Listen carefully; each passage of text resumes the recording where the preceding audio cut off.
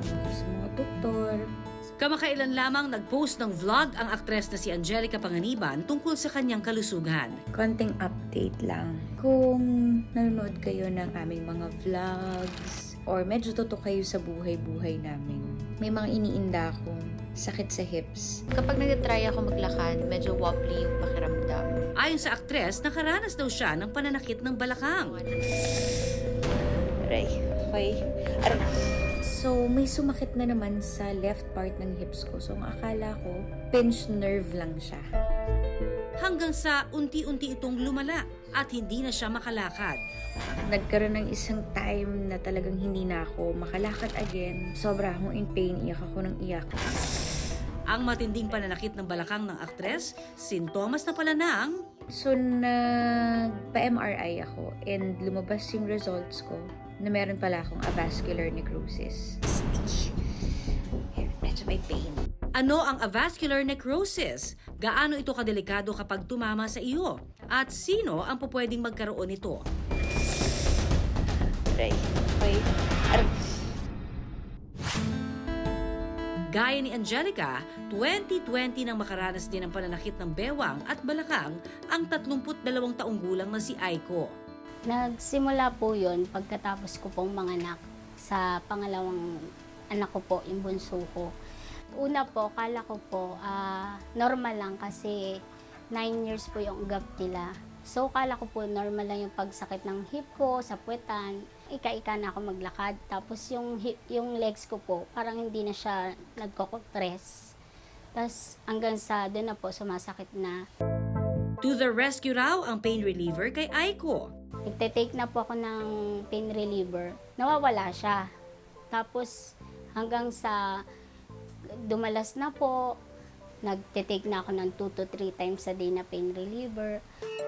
Pero ang pangingirot ng bewang at balakang nagpabalik-balik. Kaya si Aiko agad nang nagpakonsulta. Nagpa-check up na ako sa ortho. Tapos tinry niya po ako magpa-rehab, baka daw po madaan sa physical therapy. Tapos dun po, hindi na po siya talaga nawala. Mas tumindi pa. Doon na ako nakaramdam talagang hindi na ako makabiling. Tapos hihiga na ako yung parang ayoko nang tumayo. Tapos tatayo ako, nagpapatulong na ako sa asawa at anak ko. Sa tindi ng sakit, si Aiko napilitang tumigil sa trabaho. Pero ang mas lalo raw niyang ikinalungkot, hindi niya naalagaan ang kanyang baby dahil dito. Tinamaan din ako ng anxiety. Siyempre, bagong panganak ako, so expected ko ako mag-aalaga. Kung ano yung ginawa ko sa panganay ko, ganun. Pero ilang buwan lang po, hindi ko na siya makarga. Kasi doon na nga sumasakit. Dahil dito, sumailalim siya sa laboratory procedures gaya ng X-ray and MRI o magnetic resonance imaging. Dito nakumpirma na mayroon siyang AVN o avascular necrosis o yung tinatawag na bone death.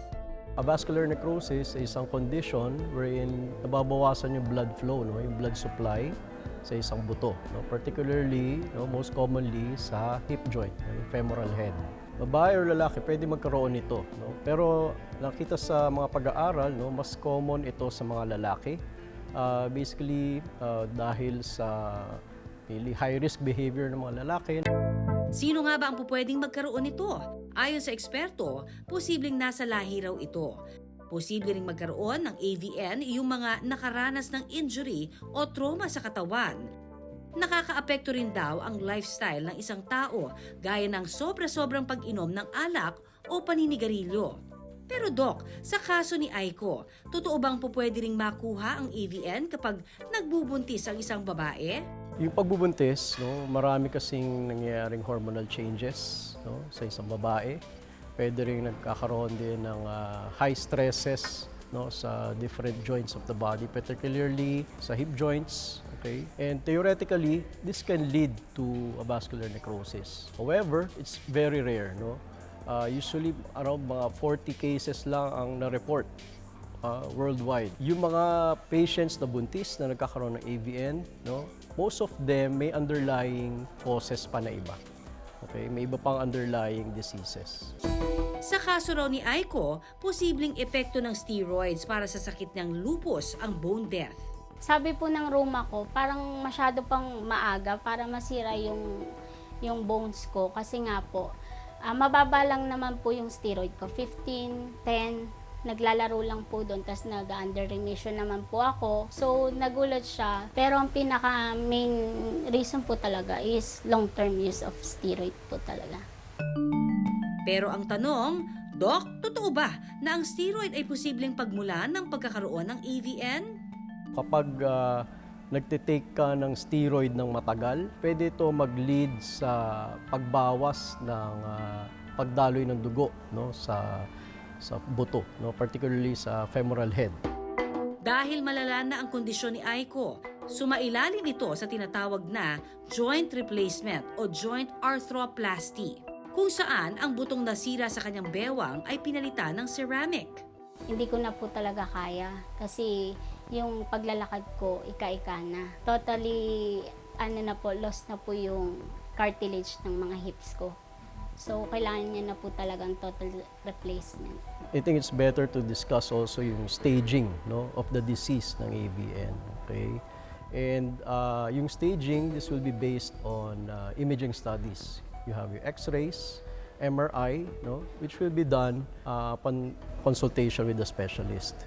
Okay? So once you're diagnosed to have AVN based on these images, doon malalaman kung anong stage. If you fall in an earlier stage, ang recommended is more conservative treatment. However, if you fall under the later stages na, no, of the disease, ang recommended na is actually joint replacement or yung tinatawag natin na joint arthroplasty. Okay? So for the hip, ang ginagawa doon is total hip arthroplasty. Pinapalitan na yung joint. Matapos ang operasyon, nawala na ang pananakit sa bewang at balakang ni Aiko. At ang mahalaga, maayos na siyang nakakagalaw at naalagaan na rin niya ang mga anak.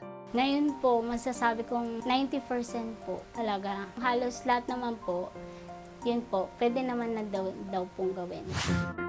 Paalala ni Doc para makaiwas sa AVN, You need to avoid yung pag-take lang ng steroid na gamot. Baka na-advise lang ng kaibigan, na-advise lang kung sino man. Dapat iwasan natin yun, no? Kasi hindi yan safe para sa katawan, syempre para sa bones. Okay? That's number one. Number two, syempre dapat mag-iingat sa kung tayo biyahero, nagda-drive. Okay? Kasi ito yung mga high-impact activities. Dapat mag-exercise. Okay? Kailangan palakasin natin yung muscles surrounding the joints. Okay? Malakas dapat yung mga muscles natin. Sa ganun, mas stable yung joint and hindi may stress na mabuti yung mga buto natin. pangalagaan ang mga buto-buto, gumalaw-galaw at mag-ehersisyo. At kung magkaproblema, agad magpakonsulta sa eksperto para hindi na mauwi sa mas malalang kondisyon.